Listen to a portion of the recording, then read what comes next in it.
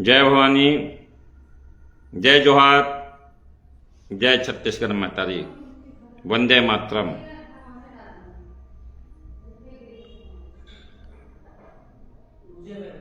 मेरे प्यारे देशवासियों, मेरे भाइयों बहनों, युवा साथियों, मैं शक्तिपुत्र डॉक्टर अनिल कुमार सिंह अनल,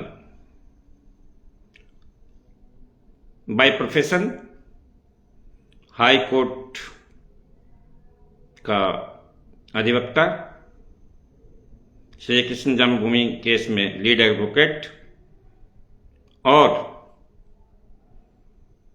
क्षत्रिय धर्मपीठ मां आदिशक्ति का पुत्र और पीठाधीश्वर, धर्म रक्षा, धर्म स्थापना, अन्याय अत्याचार का अंत करके क्षत्रिय धर्म के अनुसार इस धरती पर धर्म स्थापना मेरा संकल्प है।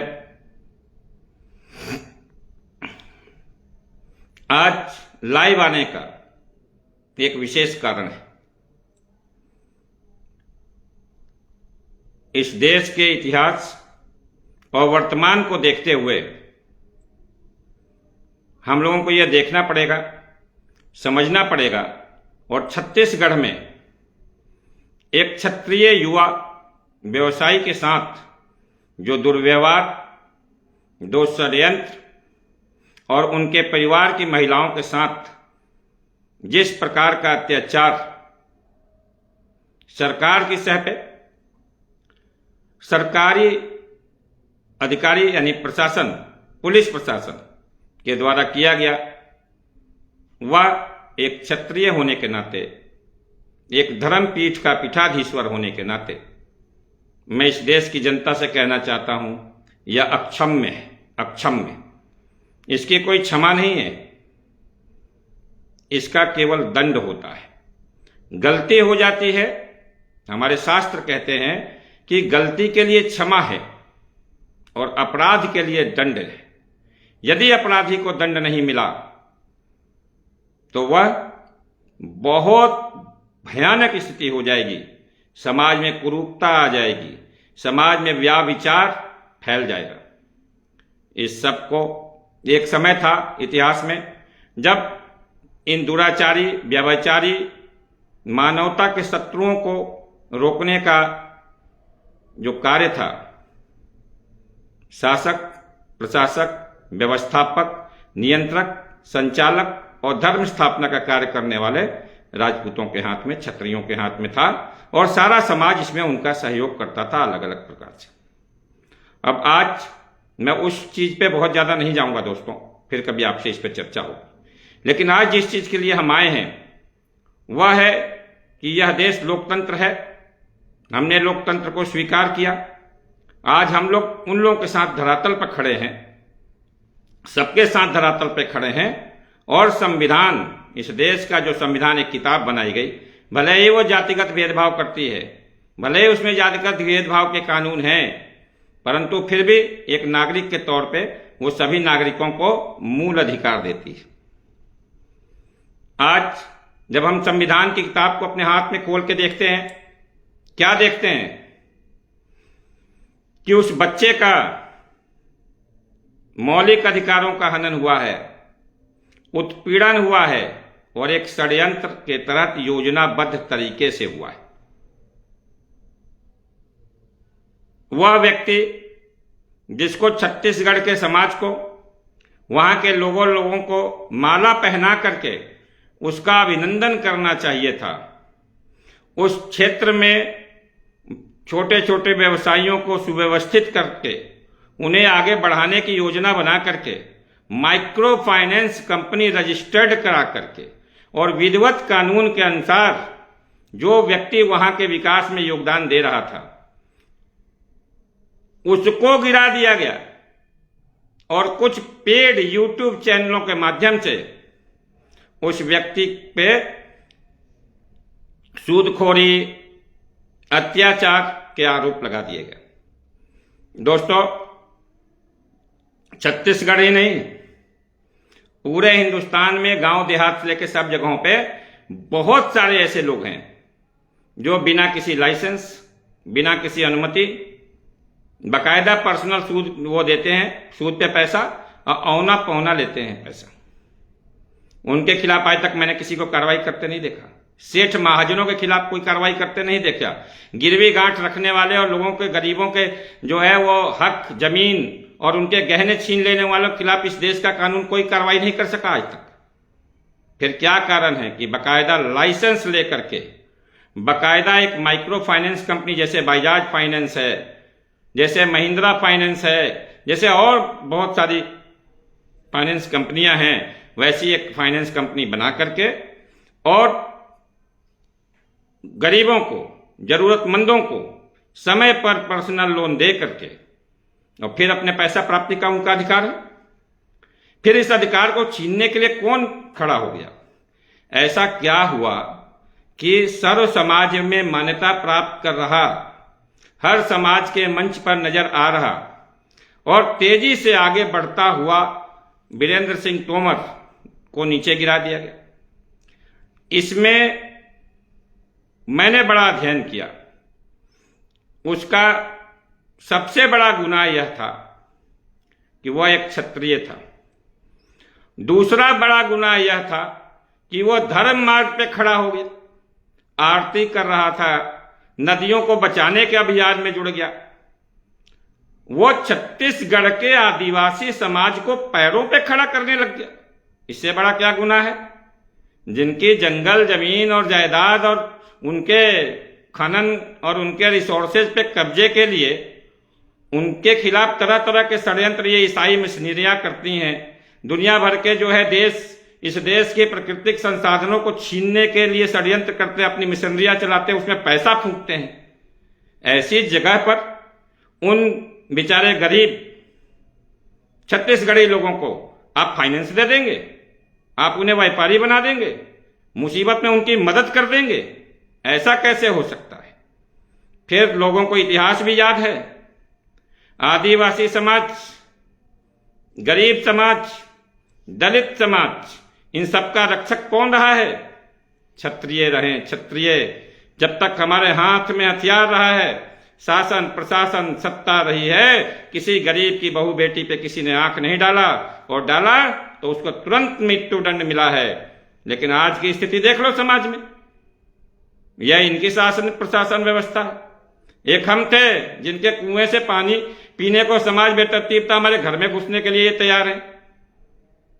हर मोहल्ले में, चौराहे पे, राह के किनारे नदी तालाब खुदवाते हमारे हाथ नहीं थके, पानी के प्याऊ लगवाते हमारे हाथ नहीं थके, बावड़ियां बनाई हमने, बड़ी बड़ी झीलें खुदवा दी।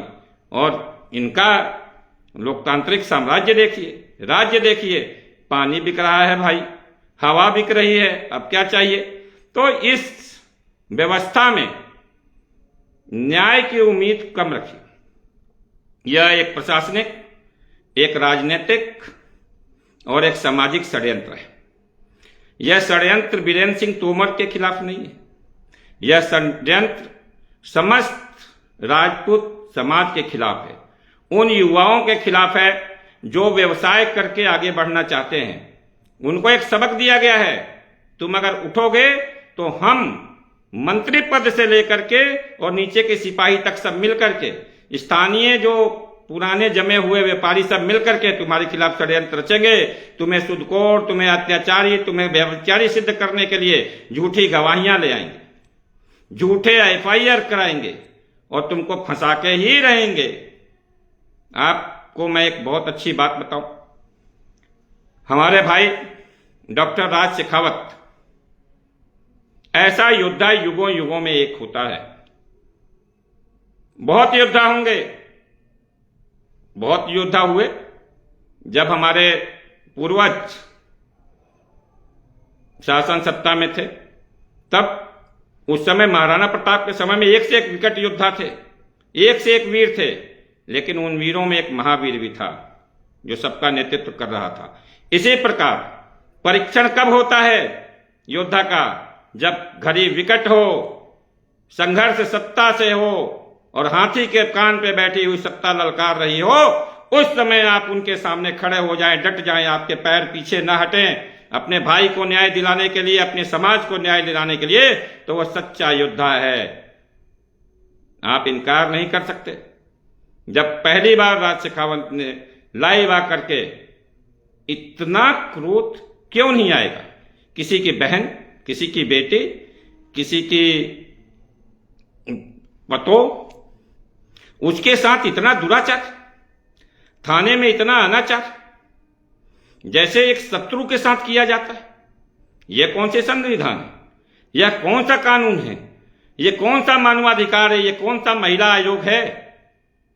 अब तक किसी और के साथ एक छोटी सी घटना हुई होती तो इस देश के बड़े बड़े राजनीतिज्ञ, बड़े बड़े चैनल, बड़े बड़े पत्रकार तलवे चाटते हुए जोर जोर से चिल्ला करके उसका प्रचार कर रहे होते। क्या इस बेटी, इस बहू का जो चीख चिल्ला कह रही है, सोशल मीडिया पे ट्रेंड कर रहा है, क्या किसी ने उससे पूछा? क्या कोई बड़ा नेता पूछने भी आया? ये अपने आप को नेता कहते हैं। इनको चुल्लू भर पानी में डूब मरना चाहिए। ये पक्षपाती लोकतंत्र में का नेतृत्व करने लायक नहीं है। हमारे समाज को इस बात पे विचार करना चाहिए। मैं पूरे सनातनी समाज के कहता हूं, और मेरे लिए एक धर्मपीठ का पीठाधीश्वर होने के नाते पंथ मायने नहीं रखते, धर्म मायने रखता है। सत्य सदाचरण के साथ जो स्वकर्म करेगा वही धर्म का पालन करेगा। किस पंथ से, किस विधि से, किस विधान से वो पूजन पाठ करता है, उसका महत्व तो नहीं है। हम तो महाआदिशक्ति के पुत्र हैं और महाआदिशक्ति के पुत्र रहेंगे। अब इस षड्यंत्र के बारे में 2 मिनट बात करूंगा दोस्त। मैंने पूरा सोशल मीडिया पढ़ा, समय नहीं रहता। कानून का अध्ययन करो, अपने लोगों की मदद के लिए खड़े रहो, लेकिन फिर भी मैंने देखा इसको बैकअप कौन कर रहा है? इसको बैकअप कर रहे हैं वो लोग जो कहते हैं हम रक्तबीज हैं, जो कहते हैं हम महिषासुर के वंशज हैं, जो कहते हैं मैं रावण का वंशज हूं। वो लोग बैकअप कर रहे हैं। असुर, अत्याचारी के वंशज, बलात्कारियों के वंशज हैं वो, जो इस वीरेंद्र सिंह तोमर और उसकी आड़ में समस्त क्षत्रिय समाज, समस्त सनातनी समाज और असलियत में छत्तीसगढ़ के आदिवासी समाज को गिराने के चक्कर में लगे हुए हैं। ये असलियत है इसकी। इसके पीछे राजनीतिक षड्यंत्र है, इसके पीछे सामाजिक षड्यंत्र है। क्यों? क्योंकि इस वक्त जब छत्तीसगढ़िया परदेसिया की लड़ाई हो रही हो, उस समय में एक व्यक्ति जुड़ा हो, वो आदिवासी समाज जो हमारे पूर्वज भगवान राम के समय से उनके साथ खड़ा है। राजपूतों और जंगल में रहने वाले वनवासी आदिवासियों का साथ तो एकदम भाई भाई की तरह है। हमने साथ बैठ करके झेला है, हमने साथ बनकर लड़ाई लड़ी है और कुर्बानियां दी हैं इनकी रक्षा में। यह समाज कैसे भूल गया? लेकिन वीरेंद्र सिंह तोमर ने एक छोटा सा प्रयास किया था इन आदिवासियों को उठाने का। आज वहीं से उसी समाज को गिराने की बात कह करके, उससे चीटिंग करने की बात कह करके, उसी समाज को गुमराह करके कुछ पैसे लेके काम करने वाले न्यूज चैनल झूठे झूठे गवाह लाते हैं। एक समय वीरेंद्र सिंह तोमर के घर से चोरी के आरोप में निकाले गए व्यक्ति को आज सवेरे वही चैनल जो शुरू से उनको सूदखोर करके उसी ने धीरे धीरे मूवमेंट किया था, वह चैनल खड़ा होकर के उस व्यक्ति से कहलवा रहा था कि ये मेरा तनख्वाह नहीं दे रहा था, ये मुझे पीट रहा था। जिस व्यक्ति ने हजारों लोगों को, ये तो मतलब फाइनेंस के लोन देने की तो बात अलग है, लेकिन रास्ते चलते मदद करने वाला व्यक्ति किसी का पैसा नहीं रख सकता। वह ऐसा कमजोर, कंगला और गरीब नहीं था, ऐसा संस्कारहीन नहीं था, सच्चा राजपूत है। मां करनी का बेटा है, मां करनी की शक्ति उसके साथ है, और जो मां करनी का भक्त होगा वो विचोर बेईमान नहीं हो सकता। इसके पीछे का कारण हमारा समाज जानता है। इसके उनके साथ जो ह्यूमिलिएशन हुआ है इस परिवार के साथ, वो पूरे हिंदुस्तान में लाखों लोगों के साथ हो रहा है। लेकिन एक परिवार चूंकि मजबूत था, बाकी तो खत्म हो गए। कितनों के साथ इन्होंने क्या किया होगा कोई पता नहीं है। आवाज उठाने वाला नहीं है क्योंकि उनकी सूचना हमारे तक नहीं है, परंतु इनकी सूचना हमारे तक है और इस लड़ाई को ये पूरे हिंदुस्तान की आम जनता की लड़ाई है, क्योंकि निरंकुश शासन अपने आप को जो है वो राजा समझ बैठा है। वह शासन जिसने बहु बेटियों का अपमान किया है, किस अभिमान में, किसके बल पे किया है, वो हम देखेंगे। हम भगवान श्री राम के वंशज हैं। मैं कुछ कानूनी पहलू भी बता दूं। इस देश का संविधान आर्टिकल 21 में, आर्टिकल 21 में आम आदमी के अधिकारों को सुरक्षित रखता है। ऐसे इन आतताइयों से पूर्ण सुरक्षा प्रदान करता है। डीके बोस का केस हमारे बहुत सारे साथी बोल रहे थे, मैंने भी पीछे अपनी पर्सनल आईडी से लाइव में बोला है। उस केस में अदालत ने 11 बिंदु दिए थे। उसके अलावा 3 और केस हैं, जिसमें हाल में 2025 में जम्मू कश्मीर का एक केस है चौहान का। उसमें अदालत ने बिल्कुल रिसेंटली इसी वर्ष में इसी प्रकार के उत्पीड़न के लिए सीबीआई जांच का पारितोषिक दिया है, 50 लाख रुपए मुआवजा दिया है और उन अधिकारियों को बर्खास्त किया है। आईपीसी की धारा 330, 332 मैं अपने इन साथियों को याद दिला देना चाहता हूं। आपने इन धाराओं में भी अपराध किया है, बीएनएसएस और बीएनएस में। आपको पेनलाइज इन धाराओं में भी अभियोग पंजीकृत करके यदि कोई पुलिसकर्मी किसी व्यक्ति को, निर्दोष को फंसाता है, उसके खिलाफ कार्रवाई करता है, उसके साथ मारपीट करता है, उत्पीड़न करता है और उसके मानहानि करता है, तो उसमें जांच करके एफआईआर करके, डायरेक्ट एफआईआर हो सकता है और एफआईआर करके उसको बर्खास्त कराया जा सकता है। और ये हमारा संकल्प है कि जिन लोगों ने यह दुष्कर्म किया है, जिन लोगों ने यह अपराध किया है, उनको इसमें दंडित कराएंगे। जब हमारी बात हुई, जब मैंने इस चीज को देखा, मुझे लगा हमारे एक भाई, हमारे एक बेटे के साथ में इतना बड़ा अत्याचार हुआ है। हम लोग तो पूरे हिंदुस्तान में देख रहे हैं ना, सत्ता के नशे में चूर राजनीतिज्ञ मां करनी की पवित्र सेना को क्या कहते हैं, गिरोह पलटना पड़ा। लेकिन क्यों कहा? इसलिए कहा क्योंकि कुछ और भी सत्ता के भूखे हैं, कुछ और भी पावर के भूखे हैं, जिन्होंने जाकर के उसका दामन थाम लिया। यह शर्मनाक है। यह समाज सबका हिसाब करेगा और यह धर्मपीठ समस्त क्षत्रिय संगठनों को आदेशित करेगी। आज संयुक्त क्षत्रिय फ्रंट बना है, जिसका सेना नायक हमने भाई राज सिंह शेखावत को मनोनीत किया है और उसके साथ ही समस्त क्षत्रिय संगठनों के प्रमुखों को उनसे संबद्ध करके सबके अधिकार उनके बराबर ही रखे हैं, भले ही नेतृत्व उनके हाथ में है। परंतु किसी को भी इस मामले में समझौता नहीं करने दिया जाएगा, जैसे पीछे किया जाता रहा है। नो टॉक्स, कोई बातचीत का राह नहीं है, कोई समझौते की राह नहीं है, केवल कार्यवाही की राह है। अगर अपनी बहन बेटियों की इज्जत के साथ समझौता करने की बात आएगी, हम जांच करेंगे, हम देखेंगे, हम कार्रवाई करेंगे, नहीं। आप जो भी करना है कर लीजिए 7 तारीख के पहले करके, और उन अपराधी अधिकारियों, कर्मचारियों, उत्पीड़न करने वाले लोगों, झूठ फैलाने वाले, मानहानि करने वाले, जुलूस निकालने वाले अधिकारियों, बहु बेटियों के साथ दुर्व्यवहार करने वाले अधिकारियों की पूरी टोली को निलंबित करके, जांच करके और बर्खास्त कीजिए। निलंबन से कम कुछ स्वीकार नहीं है और जांच निष्पक्ष होनी चाहिए। क्योंकि हमारे भाई विजय शर्मा जी, जो छत्तीसगढ़ के गृह मंत्री हैं, मैंने उनका इलेक्शन प्रोफाइल देखा, एफिडेविट देखा। उन्होंने खुद का है मेरे ऊपर 7 केस हैं, अलग अलग धाराओं में, गंभीर धाराओं में। भैया उनका जुलूस कहां निकला? वो दूसरों का जुलूस निकलवा रहे हैं। उन्होंने अपने पुलिस महकमों का, जिसके वो जिम्मेदार हैं, उसकी सुरक्षा करते हुए वो आए और उन्होंने भाषण दिया। हमारे भाई ने बहुत ही अच्छा भाषण दिया। लोक कल्याण के लिए संगठन बनाते हैं। अरे यह तो मां करनी की पवित्र सेना है। यह लोक कल्याण, जन कल्याण और राजनीति का कल्याण करके छोड़ेगी। न्याय, अन्याय, अत्याचार और व्याभिचार का अंत करके धर्म, सत्य और सनातन की स्थापना करके छोड़ेगी। और बहन बेटियों के साथ अत्याचार करने वाले, मां करनी के बेटे के साथ अत्याचार करने वाले लोगों को सजा दिला के छोड़ेगी। मैं एक बार फिर कहना चाहूंगा, आप कन्फ्लिक्ट मत कीजिए, संघर्ष मत पैदा करिए, पैर पीछे नहीं हटेंगे, कार्रवाई कीजिए।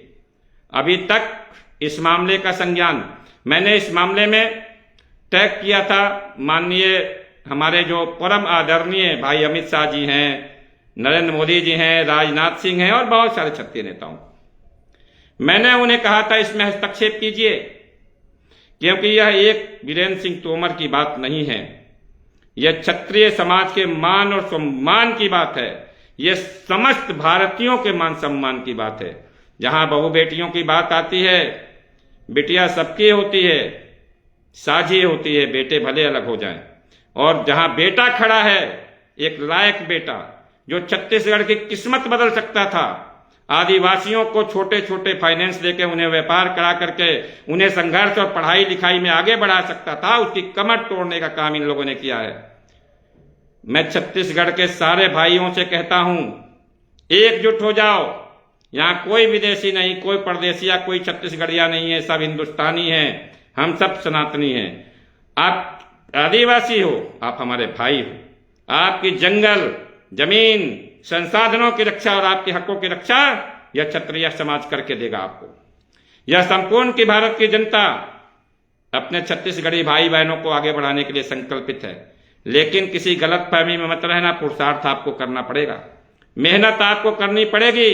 और ये जो देशद्रोही टीम है, ये जो रक्त बीज के साथी है, महिषासुर के वंशज हैं, रक्त बीज के वंशज हैं, जो सनातन के विरोधी हैं, अत्याचारी हैं, बलात्कारी हैं, व्याभिचारी हैं, विदेशी फंडिंग से फलते हैं और सनातन के विरोध में एजेंडा चलाते हैं, इनका अंत करना होगा।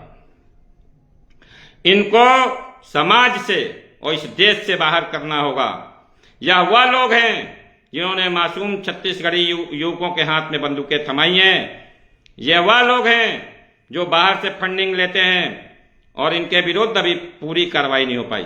मैं छत्तीसगढ़ के मासूम भोले भाले आदिवासी साथियों, पूरे हिंदुस्तान के आदिवासी समाज को कहता हूं, यह क्षत्रिय राजपूत समाज तुम्हारा रक्षक नहीं है, तुम हमारे भाई हो, कंधे से कंधा मिला के खड़े हो जाओ।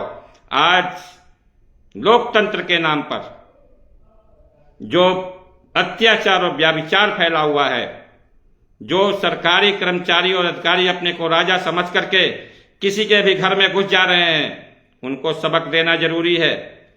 संविधान की बात करने वाले हर उस संगठन को कहता हूं जो हाथ में संविधान लेकर के और धार्मिक ग्रंथों को जलाता घूमता है, आज वो संगठन कहां है?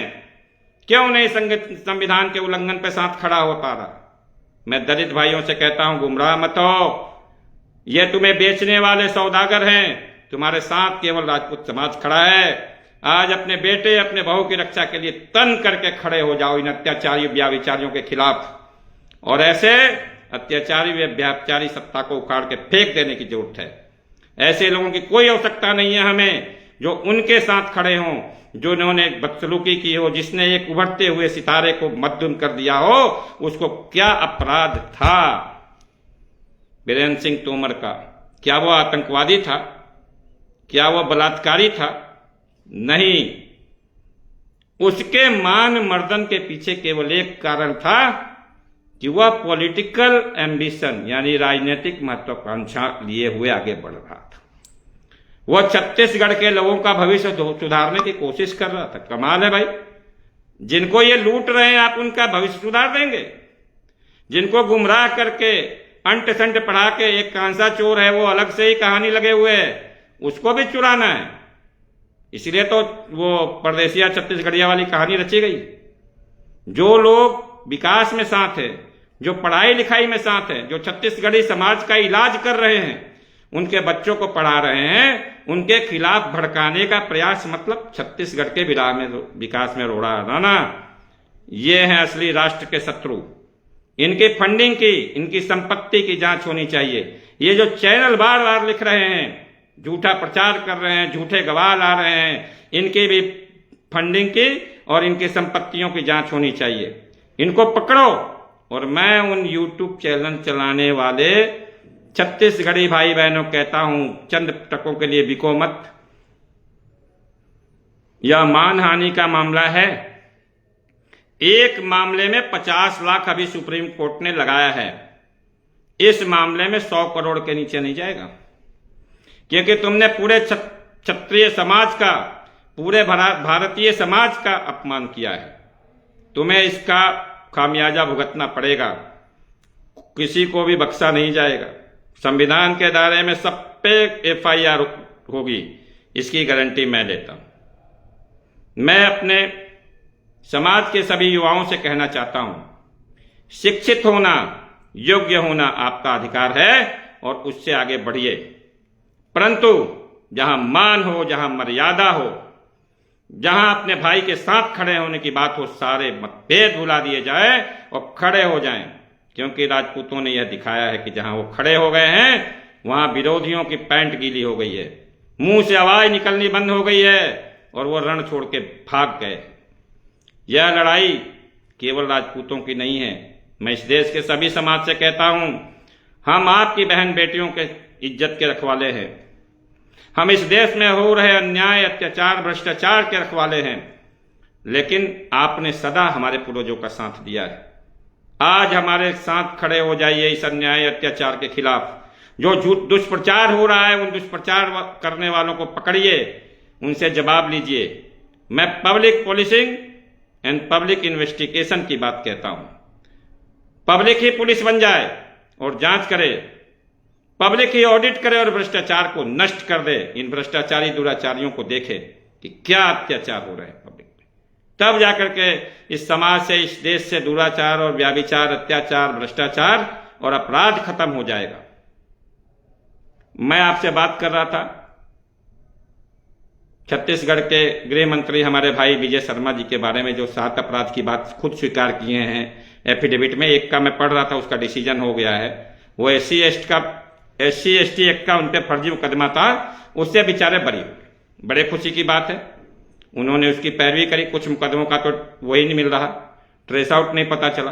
लेकिन मैं एक बात कहूंगा कि उन्हें इस बात का एहसास है ना कि मुकदमे केवल उन्हीं के खिलाफ थोड़े फर्जी हो सकते हैं। वीरेंद्र सिंह तोमर, रोहित सिंह तोमर के परिवार को फंसाने के लिए भी फर्जी मुकदमा हो सकता है ना। फिर उन भाई का वीडियो तो पूरे जगह उपलब्ध है, जब उन्होंने भाषण दिया था, उसे सुनिए।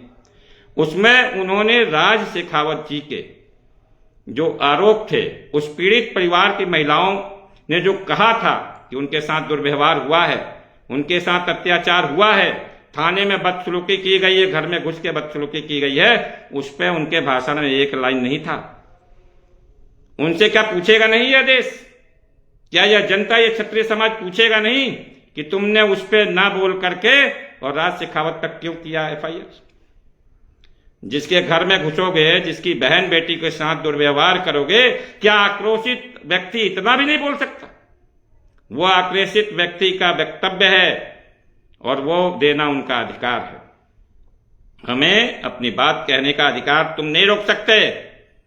इसलिए मैं एक बार कहूंगा, हमारा कानून हमें सारे अधिकार देता है। इस संविधान के अनुसार, पुरानी IPC CRPC के अनुसार और नए BNSS के अनुसार छत्तीसगढ़ के ASP साहब ने, TSI साहब ने, SHO साहब ने और उनके साथ के लोगों ने अपराध किया है, जघन्य अपराध किया है, अक्षम्य अपराध किया है। आप अपनी कानूनी ड्यूटी जितनी की है वो मर्यादित होनी चाहिए। आपको ह्यूमन राइट वायलेशन का हक नहीं है। आपने मानवाधिकारों का हनन किया है और एक सम्मानित व्यक्ति की मर्यादा का हनन, उसको मार देने के, उसकी हत्या कर देने के सम्मान है। और बड़े आराम से मैं उन सभी महान यूट्यूबर्स को कहता हूं कि आपने भी बहुत बढ़िया बढ़िया विशेषणों से नवाजा है उसको, एक बेकसूर निर्दोष को। क्योंकि यह देश, इसका संविधान, इसका कानून एक आरोपी को अपराधी नहीं कहता। तुम भी अपराधी नहीं कह सकते, मैं भी अपने भाई विजय शर्मा को अपराधी नहीं कह सकता। वो भी अभी तक आरोपी ही है और वो आरोप मुक्त हो जाएंगे क्योंकि वो सत्ता में बैठे। तो मैं ये कहना चाहता हूं कि हमें भी न्याय व्यवस्था पर पूरा भरोसा है जैसे उनको। फिर उन्होंने अपराधी क्यों कहा? कोई भी पुलिस वाला, कोई भी व्यक्ति, कोई भी चैनल उसको अपराधी क्यों कह रहा है तोमर को, बीरेंद्र सिंह को? किस हक से कह रहा है? क्या यह अपराध नहीं है? किसी का मान मर्दन करना, मीडिया ट्रायल करना, क्या यह अपराध नहीं है? इतनी सामर्थ्य इनमें नहीं है कि एक आतंकवादी को आतंकवादी कहें। जो मां आदिशक्ति दुर्गा को वेश्या कह रहा है, ऐसे 10 चैनल हैं इस यूट्यूब पे, लेकिन उसके खिलाफ एक लाइन बोलने की औकात नहीं है उस मंत्री की या इस सत्ता की। लेकिन जो धर्म के रास्ते पे है, जो मर्यादा के रास्ते पे है, जो गरीबों का पालनहार बनना चाहता है, जो छत्तीसगढ़ को आगे बढ़ा देना चाहता है, उसके रास्ते की रुकावट बनेंगे, उसका मान मर्दन करेंगे, उसके परिवार की स्त्रियों की बेइज्जती करेंगे, इतना गिरा देंगे, इतना कर देंगे कि वो छोड़ के भाग जाए या डिप्रेशन में जाकर के मर जाए। यह है षड्यंत्र। यह एक पॉलिटिकल षड्यंत्र है, एक सामाजिक षड्यंत्र है। इसमें हम सबको एक दूसरे का हाथ पकड़ना है। मैं आह्वान करता हूं इस देश के समस्त लोगों से और विशेष करके क्षत्रिय समाज से। क्षत्रियों से क्यों, राजपूतों से क्यों विशेष? क्योंकि हम एक परिवार हैं और वो हमारा बेटा है, हमारा भाई है।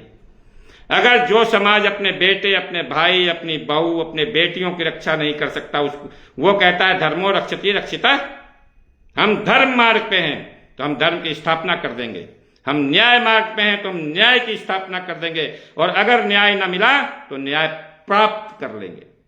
इतिहास गवाह है, जब राजपूतों ने कोई संकल्प उठाया है तो उसे मां आदिशक्ति ने पूरा किया है, क्योंकि हम उन पूर्वजों की संतान हैं जिन्हें दुनिया पूजती है, मंदिर बना करके आरती उतारती है। हम आदिशक्ति के पुत्र हैं, वह आदिशक्ति जिसका स्वरूप समस्त ब्रह्मांड है। हम अपनी कुल देवी को साक्षी मान करके कहते हैं, आप भी साक्षी मान लीजिए, क्योंकि सनातन धर्मपीठ, क्षत्रिय धर्मपीठ समस्त क्षत्रिय कुलों की कुल देवियों की संयुक्त ज्योतपीठ है। इसलिए मैं आपका भाई, आपका बेटा होने के नाते हाथ जोड़ता हूं। संगठित हो जाइए और ऐसी एक भी घटना हो न पाए, ऐसा सबक इन दुराचारियों को दिलाया जाए। या तो संविधान के दायरे में इन पे FIR कर लें, हमने मांगे रखी, भाई राज शेखावत के माध्यम से मांगे पहुंचा दी गई हैं। आप स्वतंत्र जांच एजेंसी से SIT, स्पेशल इन्वेस्टिगेशन टीम, जिसमें निष्पक्ष लोग हो, भाई छत्तीसगढ़ पुलिस और उस गृह मंत्री के निर्देशों पर काम करने वाले लोग इसमें न्याय नहीं करेंगे, वो फंसाएंगे। इसलिए हमें जो है बीरेंद्र सिंह तोमर मामले में निष्पक्ष SIT का गठन चाहिए। दूसरी मांग है, अपराध सामने है, वीडियो अवेलेबल है, आप फटाफट जांच कीजिए और अपराधी जो हैं, चाहे वो TI हो, चाहे ASP हो, चाहे SI हो, चाहे SH हो, उनके खिलाफ तत्काल FIR कीजिए और उनको निलंबित कीजिए। मैं इस देश की केंद्र सरकार और छत्तीसगढ़ के माननीय आदरणीय मुख्यमंत्री साहब से कहूंगा, कुछ देर के लिए हमारे भाई शर्मा जी को जो है पद से मुक्त कीजिए, कोई और मंत्रालय दे दीजिए। मंत्री बनाए रखने की मजबूरी हो तो गृह मंत्रालय छुड़ाइए। और दूसरी चीजें, हमें नहीं लगता कि वो निष्पक्ष रह पाएंगे। जिन्होंने भाषण में से या तो सुन लिया कि वो कह रहे हैं घर घेर लेंगे, लेकिन औरतों के साथ बदसलूकी पे ये बात बोली गई, वो नहीं सुन पाए। इसका मतलब क्या है कि आप उन बहू बेटियों के साथ हो रहे बदसलूकी में शामिल हैं, आप उनको सपोर्ट कर रहे हैं। अपराधियों को सपोर्ट करना भी एक बहुत बड़ा अपराध है। इसकी जांच की भी मांग करेंगे। क्या हमारे भाई उनको बैकअप दे रहे हैं? अगर आप बैकअप नहीं दे रहे तो फिर आप न्याय क्यों नहीं कर रहे? आपने अभी तक निलंबित क्यों नहीं किया उन अपराधियों को? आपके सामने है वीडियो, आपके सामने है सारी मांगे, आपने अभी तक क्यों नहीं निलंबित कर दिया? अगर यही बात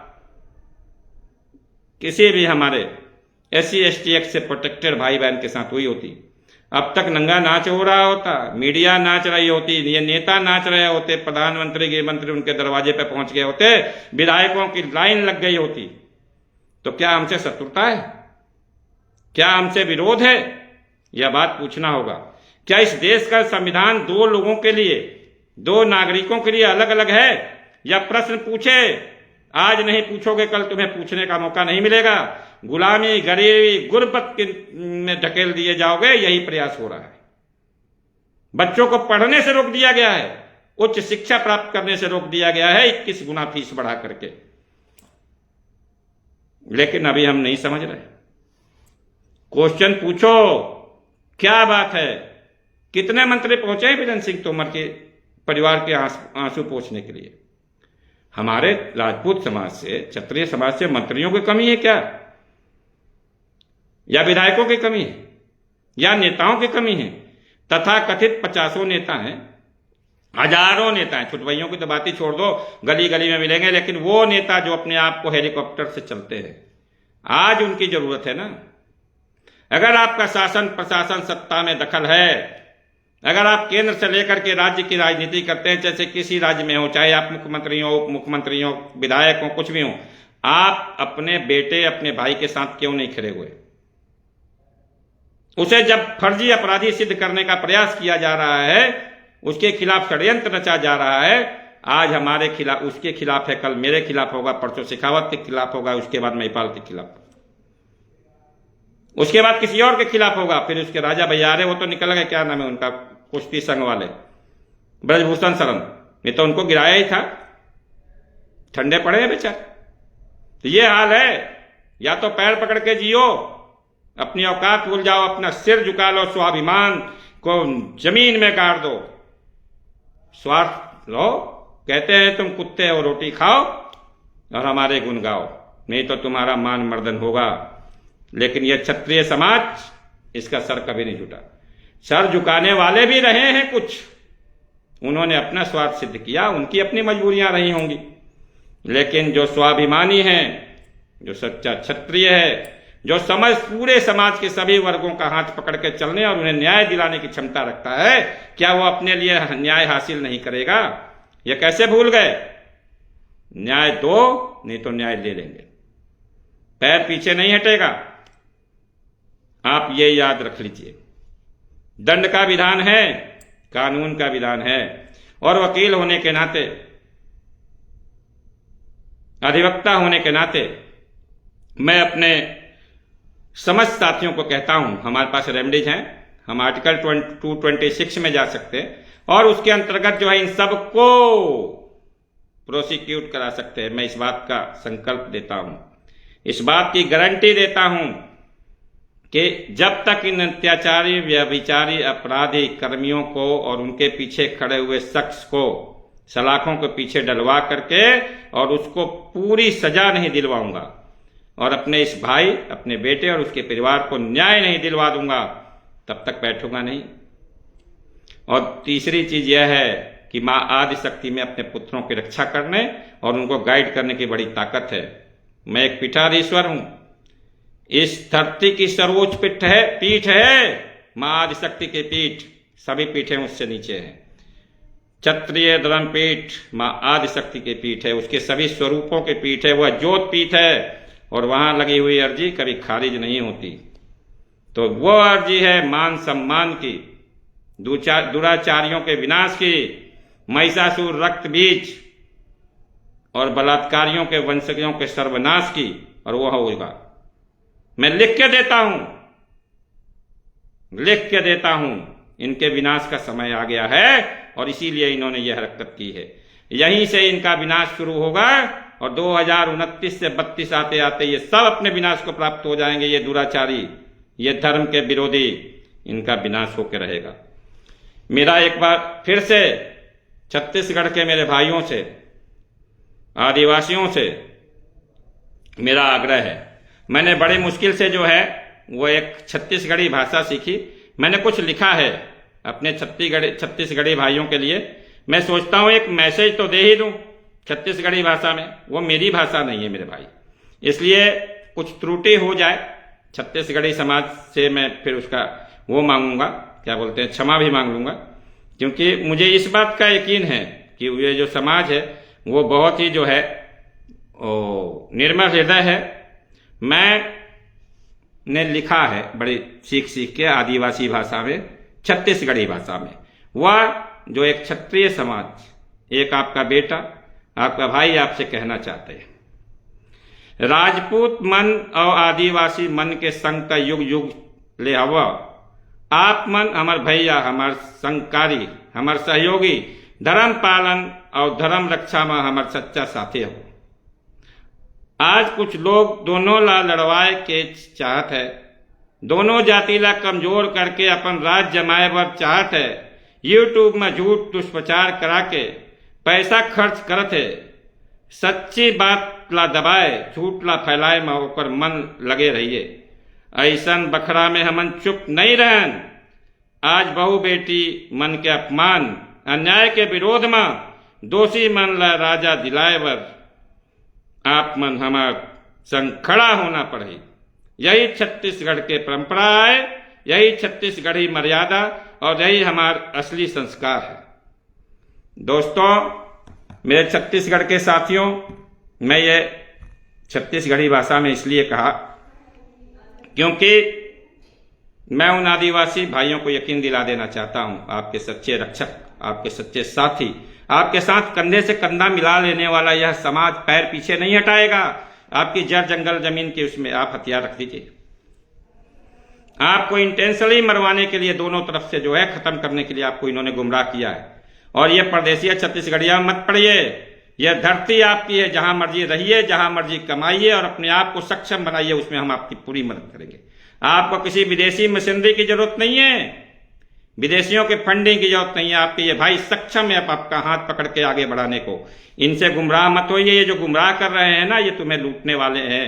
ये तुम्हारे बच्चों को पढ़ने लिखने नहीं देना चाहते, ये तुम्हें व्यवसाय नहीं करने देना चाहते और ना ये करने देंगे तुमको। इसीलिए तुम्हारे रास्ते में खड़े हैं। हर वह व्यक्ति जो वीरेंद्र तोमर के पीछे षड्यंत्र कर रहा है, वो असलियत में छत्तीसगढ़ के जो है गरीब समाज के विरुद्ध में षड्यंत्र रच रहा है। इसको देखना होगा। जो मसीहा है उसे राक्षस बताया जा रहा है और इसके पीछे खड़े कौन है? दुराचारी, अत्याचारी, बलात्कारी राक्षस जो छत्तीसगढ़ के लोगों के खिलाफ रच रहे हैं। इसका उदाहरण दिखाता हूं। वह चैनल जो छत्तीसगढ़ी भाषा में, हम छत्तीसगढ़िया हैं, हमें आसामी नहीं चाहिए, हमें बिहारी नहीं चाहिए, हमें उत्तर प्रदेशी नहीं चाहिए, कहता है, वही चैनल उसके आगे के ब्लॉग्स देख लीजिए, रियल एस्टेट कंपनी के मालिक के साथ खड़ा होकर के उसके प्लॉट बेच रहा है। वो कौन है भैया? उससे कमीशन खोरी में पैसा कहां से आ रहा है? तो इन लोगों के मुंह दो हैं। ये दोहरे चरित्र के लोग हैं। एक निर्दोष व्यक्ति को फंसाने के लिए पैसे लेकर के इन्होंने बहुत दुष्प्रचार किया है और मैं यकीन दिलाता हूं कि जितने लोगों ने मान मर्दन किया है, सब पे मानहानि का मुकदमा होगा और सबको सजा दिलाई जाएगी, क्योंकि मानहानि मानवाधिकार में ही आता है। आपने उसका फर्जी जो ट्रायल कर दिया है ना, उस मानवाधिकार में आपको भी सजा होगी। उसके मानवाधिकार के हनन में वह मानव है, उसके ऊपर आरोप हैं। मैं एक बार फिर यकीन दिलाता हूं छत्तीसगढ़ की जनता को, इस देश की जनता को, पूरे राजपूत समाज को, यदि वीरेंद्र सिंह तोमर, रोहित सिंह तोमर अपराधी हैं तो उनको कोर्ट सजा देगा। इस देश की न्याय व्यवस्था इतनी सख्त है, थोड़ी धीरे है, थोड़ी स्लो है, क्योंकि वो निर्दोष को सजा नहीं होने देती। लेकिन अगर वो किसी दोषी को छोड़ती नहीं। लोगों ने बड़ा भ्रम फैला रखा है सोशल मीडिया पे, ये बिक रहा है, वो बिक रहा है। बिक गया होता तो हमारे आसाराम बापू जी के पास तो लाखों करोड़ था। राम रहीम से बड़ा कोई ताकतवर व्यक्ति नहीं था। इस हमारे प्रदेश के माननीय मुख्यमंत्री आदरणीय नेता लालू जी जितना पैसा किसके पास है? क्या ये लोग बरी हो गए? नहीं हुए ना। सबको सजा हुई। क्यों हुई सजा? क्योंकि न्याय व्यवस्था बिल्कुल टाइट है। उसको गिराने के लिए, अपने भ्रष्ट लोगों को उसमें डालने की कोशिश सरकारें करती रहती, चाहती हैं उस पर कंट्रोल कर ले। लेकिन जब जोत आएगी, जब न्याय व्यवस्था के बीच में, जब कोलेजियम सिस्टम के बीच में घुसने का प्रयास किया जाएगा, तो इन देशद्रोहियों को आपको सबक सिखाना होगा। क्योंकि ये न्याय व्यवस्था ही है, ये केवल एक ही स्तंभ है जो स्वतंत्र है। ये गलती नहीं करता। एक आध भ्रष्टाचार हुआ उसकी बात अलग है, लेकिन 99.99% भारतीय न्याय व्यवस्था बिल्कुल ईमानदार है। जो कानून में काम करते हैं वो कानून के न्याय भी देते हैं, और हम न्याय लेके रहेंगे। उन्हीं की गारंटी पे तो हम कह रहे हैं न्याय लेंगे। और जब यह यकीन हो जाएगा कि हमें न्याय नहीं मिलेगा, न्यायालय से लेकर नीचे तक सब कुछ हमारे विरोध है, तो फिर आपका संविधान, आप और कोई भी हमारे राह नहीं आएगा। हमारा स्वाभिमान सबसे आगे है। एक क्षत्रिय का मान, स्वाभिमान और प्रतिष्ठा उसके लिए प्राणों से भी ज्यादा प्रिय है, और आपने वह छीनने का प्रयास किया है। हम आपको नहीं छोड़ेंगे। मैं छत्तीसगढ़ की सरकार से, माननीय मुख्यमंत्री से, प्रधानमंत्री, देश के प्रधानमंत्री, गृह मंत्री से, मैं सर्वोच्च न्यायालय के मुख्य न्यायाधीश से, छत्तीसगढ़ उच्च न्यायालय के माननीय मुख्य ऑनरेबल जस्टिस साहब से, चीफ जस्टिस साहब से, मानवाधिकार आयोग, राज्य मानवाधिकार आयोग, मानवाधिकार का कार्य करने वाले समस्त कार्यकर्ताओं से, संविधान की दुहाई देने वाले सभी संगठनों से कहता हूं, खड़े हो जाइए। क्या यह मानवाधिकार के हनन का मामला नहीं है? क्या यह महिला के उत्पीड़न का मामला नहीं है? कहां है राज्य महिला आयोग? कहां है राष्ट्रीय महिला आयोग? उन्होंने इन महिलाओं के उत्पीड़न पर संज्ञान क्यों नहीं लिया? ऐसे तो छोटी छोटी चीजों में बड़े आराम से संज्ञान आता है। क्या महिला आयोग केवल पार्टियां करने के लिए? क्या राजपूतों की बहु बेटियां नहीं? क्या आम आदमी, आम सनातनी, आम भारतीय की बहु बेटियां नहीं? आप कुछ खास मामलों में ही क्यों आते हैं? तब तो माननीय अखिलेश यादव, एक भैया चंद्रशेखर नाम लेकर के रावण भी साथ में लगा लिए, ताकि यह चैलेंज कर सके कि हे रामचंद्र जी के वंशजों, मैं रावण हूं, मेरे को देखो। रावण तो हो ही नहीं, तो आते नहीं संविधान रक्षा में, मानवाधिकार की रक्षा में नहीं होते। इसका मतलब तुम हमें अपना भाई नहीं मानते। तुम दलित समाज को गुमराह कर रहे हो। जो रावण अपना नाम रख ले, जो अत्याचारी बलात्कारी अपना नाम रख ले, उससे ज्यादा क्या कह सकता हूं मैं किसी को। तो मैं समस्त समाज से, सारे देश की जनता से, और छत्तीसगढ़ की विशेष जनता से, और पूरे देश के क्षत्रियों से कहता हूं, मान, मर्यादा, प्रतिष्ठा से बढ़कर इस सृष्टि में कुछ नहीं है। अगर एक बार चली गई ना, हमेशा पछताओगे। यह लड़ाई अस्मिता की है, यह लड़ाई मान मर्यादा की है। संविधान का दायरा हम देखेंगे। अगर ये संविधान को मानेंगे तो हम संविधान के दायरे में रहेंगे। अगर ये संविधान को नहीं मानेंगे, संविधान के हिसाब से हमें न्याय नहीं मिलेगा, तो फिर क्या बचा है खोने को, और क्या बचा है पाने का? इसका न्याय क्षत्रिय न्याय पंचायत करेगी। वो आंदोलन करेगा जो इनको बाध्य कर देगा न्याय देने पर। इसलिए मैं आप लोगों से हाथ जोड़ के निवेदन करता हूं, आप सभी लोग 7 तारीख को रायपुर आइए, और मैं सरकारों से कहता हूं 7 तारीख का आंदोलन करना कोई शौक नहीं है, हमारी बाध्यता है, हमारी आवश्यकता है, और हमारा हक है संविधान के द्वारा दिया गया आंदोलन करने का और न्याय पाने का। इसलिए मैं आपसे एक ही बात कहूंगा, आप फटाफट निर्णय ले लीजिए, दोषियों को दंडित कर दीजिए, कार्रवाई कर दीजिए। हम आपका जय जयकार कर देंगे। हम कह देंगे कि आप में न्याय करने की क्षमता है। देर से ही जगा, लेकिन अजगर जगे तो। और अगर न्याय नहीं मिला तो हम समझ जाएंगे कि आप हमारा विरोध कर रहे हैं, आप षड्यंत्र कर रहे हैं, और इस षड्यंत्र में पॉलिटिकली बड़ी हस्तियां शामिल हैं। या आज तो सोशल मीडिया पे ट्रेंड कर रहा है, लेकिन वो यकीन से हो जाएगा कि आप अपने अहंकार में क्षत्रिय स्वाभिमान को कुचल देना चाहते हैं। और फिर क्षत्रिय वह जाति है जिसने बड़े बड़ों को कुचल करके जमीन में, मिट्टी में मिला दिया है, और यह जाति अपने पे आ गई तो बड़े बड़ों को मिट्टी में मिला देगी। ढूंढते रह जाओगे, कहां पाए जाओगे पता नहीं चलेगा। याद रखना, न्याय करो, नहीं तो न्याय लेंगे। और विरोध किया, अत्याचार किया, अनाचार किया तो धूल में मिला देंगे। यह निश्चित है।